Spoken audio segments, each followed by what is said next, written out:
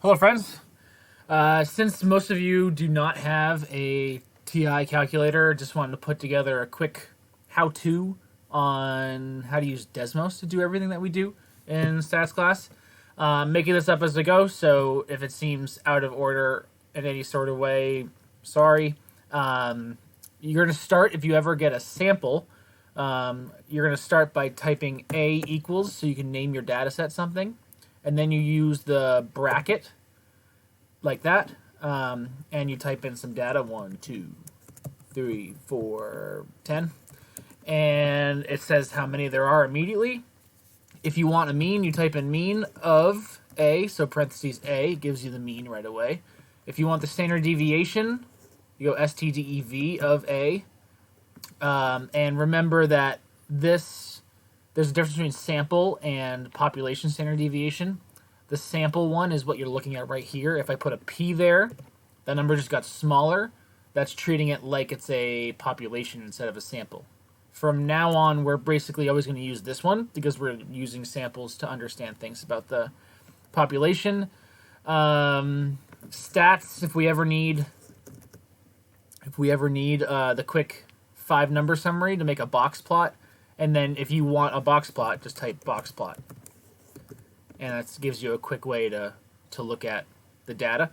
And if there's a lot of data, then you just have to take your time plugging that all in.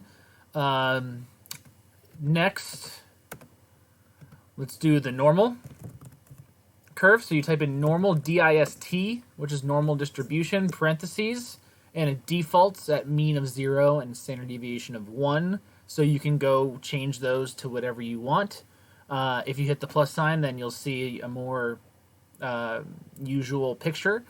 Find cumulative probability, so the CDF, this is normal CDF. So if you want to find the probability of something being greater than 1.1 standard deviations, then there you go. You keep, like, this is your lower and this is your upper.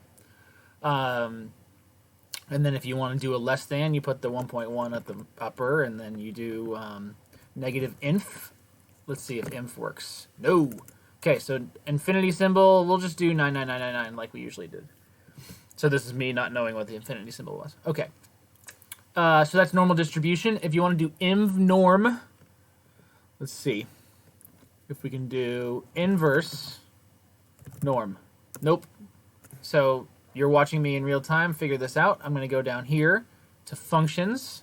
Under distribution, we're going to do inverse CDF. Okay, so they have a CDF function for any distribution that we want. So we're going to type in norm dist here, parentheses.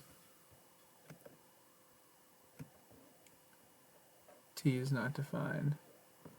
0, 1, question mark? Oh, the first thing you type in is maybe the percent. Let's see, 0.95. Norm dist. Okay, that didn't work.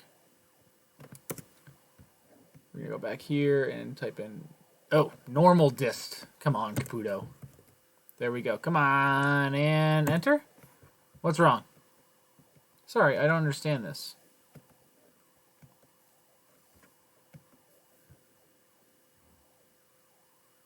I don't care if you don't understand it. Okay, now what do I type in? Sample. Oh, other way around. Normal dist 0, 1, 0.97. Woohoo! Nice. So that'll give the z-score that separates the 97% on the left.